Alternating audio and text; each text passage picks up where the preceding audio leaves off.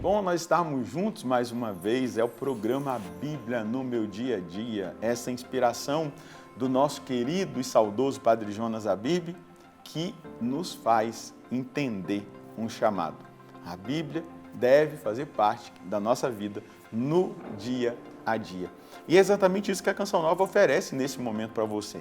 A oportunidade de você, junto comigo, parar diante de Deus para escutá-lo, ouvir o Deus que fala, as direções que Ele nos dá por meio da sua palavra, aquilo que Ele revela ao nosso coração, que atento, isso é importante, a voz de Deus se deixa conduzir, se deixa iluminar, se deixa transformar por essa palavra que é viva, essa palavra que é o próprio Cristo. É o próprio Cristo, o Verbo de Deus, a palavra de Deus se fez carne e veio habitar no meio de nós.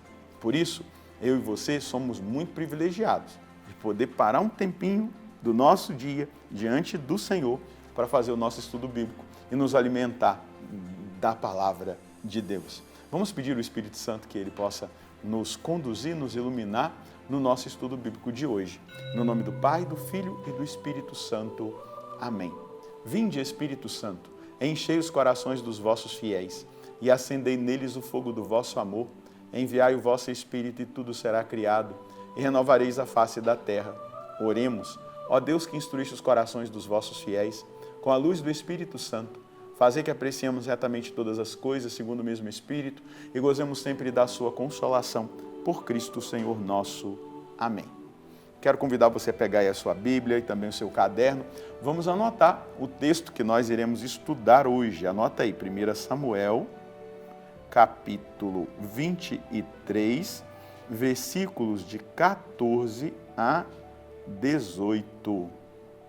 1 Samuel, capítulo 23, versículos de 14 a 18. Vamos juntos ler o texto e depois meditá-lo. Davi ficou morando nos esconderijos do deserto. Permanecia nas montanhas, no deserto de Zif. Saul continuou procurando, mas Deus não deixou Davi cair em suas mãos. Davi soube que Saul tinha saído para tirar-lhe a vida. Estava então no deserto de Zif, em Oreza. Então Jonatas, filho de Saul, veio encontrar-se com Davi em Oreza e encorajou-o em nome de Deus, dizendo: não temas, pois a mão de meu pai não te atingirá. Tu reinarás sobre Israel e eu serei o teu segundo. Saul, meu pai, o sabe. Ambos fizeram um pacto diante do Senhor. Davi ficou em Oreza e Jonatas voltou para a sua casa. Essa palavra deserto, midbar, não é? Ela é muito mais do que uma realidade apenas geográfica. Deserto como geografia. É claro, Davi estava ali, né, vivendo no deserto, em cavernas, em lugares protegidos. Mas, espiritualmente falando, essa palavra midbar, além de expressar o deserto geográfico, ela expressa o lugar da prova, o lugar da solidão, o lugar do encontro com Deus. Não sei se você já fez um retiro, não é? Que em determinado momento se dá um tempo para o deserto, para estar a sós com Deus, no silêncio. Eu te levarei ao deserto para falar o coração. O Senhor disse ao profeta sobre o povo de Israel, que foi levado para o deserto, foi levado para o exílio. Muitas vezes nós vivemos desertos que nós programamos, vamos fazer um retiro, a gente vai escutar a Deus, mas muitas vezes Deus também permite que nós vivamos um deserto, porque Ele quer falar conosco, Ele quer falar, nos provar, Ele quer nos purificar, Ele quer nos levar a uma experiência profunda com Ele, de total dependência dEle. E aqui a gente vai perceber algo tão profundo, tão maravilhoso, não é? Que é a humildade de Jonatas. Humildade é renunciar até mesmo ao que se poderia ter por direito se Deus escolheu o outro. Jonatas vai visitar Davi, vai encorajar Davi em nome do Senhor, vai reanimar Davi. Né? Ele é o herdeiro natural do trono, né? Mas ele renuncia renuncia para silenciosamente, né, declarar a sua adesão ao plano de Deus. Ele permanece fiel ao plano de Deus. Ele não quer simplesmente uma herança natural.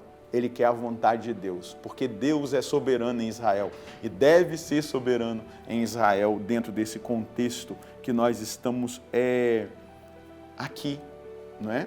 Na palavra. E o que Jonatas faz ao ali animar Davi, levar ânimo para Davi? Jonatas está ali naquele momento, não é? Animando, reavivando, reinflamando a fé e a vocação de Davi. Você será o primeiro, eu serei o segundo depois de ti. E o meu pai sabe disso, só que o meu pai não se submete. Meu pai vive a doença do poder. Desculpa usar um termo esdrúxulo, mas meu pai não quer largar o osso. E a gente vê hoje, infelizmente, aí, em contextos eclesiais, pessoas que não querem largar o osso, doentes pelo poder. Jonatas é um modelo de um coração curado, de um coração rendido a Deus, de um coração que reconhece o valor do outro, do coração que, sensível à voz de Deus, reconhece: o outro vai ser mais importante do que eu, vai estar no trono, vai governar o povo. Essa é a vontade de Deus. Pronto, está tudo tranquilo. Só que, muitas vezes, não é o que nós vemos, mas é o que Deus quer que nós vivamos. Você que está sendo alcançado por essa palavra, se você ceder à doença do poder, se você ceder a essa atitude de querer segurar o osso, né? Desculpa usar de novo essa imagem, mas se você, depois de ser iluminado por essa palavra, ceder a isso, você vai ter que prestar contas para Deus, porque Deus está falando com você. É hora da gente reconhecer o valor do outro, daquela liderança que talvez vai ser mais importante do que a gente. Jonatas faz exatamente isso, e isso denota humildade. Humildade é renunciar até mesmo ao que se poderia possuir por direito, se Deus escolheu o outro. E eu vou abençoar o outro, eu vou animar o outro, eu vou ser apoio para o outro, eu vou ser segundo, terceiro, quarto, vou estar ali para servir. É dessa maneira que nós devemos nos comportar. Mas, ao mesmo tempo, é tão bonito ver amizade espiritual. São João Crisóstomo diz assim: quando dois amigos se unem por Deus, nenhum interesse os separa, nem mesmo a morte. Quando dois amigos se unem por Deus, nenhum interesse pode separá-los, nem mesmo a morte. E o que acontece ali no deserto, naquele lugar do encontro com Deus? O encontro entre dois amigos de Deus, que aprenderam a ser amigos e amar um ao outro na presença de Deus e fazendo exatamente ali uma aliança, renovando a aliança que um dia eles já haviam feito. Aliança selada agora no sofrimento do exílio, nas ameaças, nas circunstâncias adversas, o que torna essa amizade ainda mais profunda. Amigo verdadeiro não se encontra numa mesa de bar, não se encontra simplesmente em realidades passionais, de paixões, de festas, não. Amigo verdadeiro, e aí o livro sapiencial do Eclesiástico, no capítulo 6, ele é um precioso tesouro. Quem encontrou, né, o amigo verdadeiro descobriu esse tesouro. É um escudo fiel, é uma proteção para a vida, mas a gente vê verdadeiramente, toca verdadeiramente nas amizades profundas, no deserto, no exílio, no sofrimento, na dor, quando a gente não tem nada para dar, quando a gente não tem poder, influência, aí sim você vê quem são os verdadeiros amigos, aqueles que não saem do seu lado, ainda que você até mesmo passe por humilhações, passe por perseguições, passe por calúnias, aquele que é amigo fiel vai estar do seu lado. Quando dois amigos se unem em Deus, nada pode separá-los, nenhum interesse e nem mesmo a morte.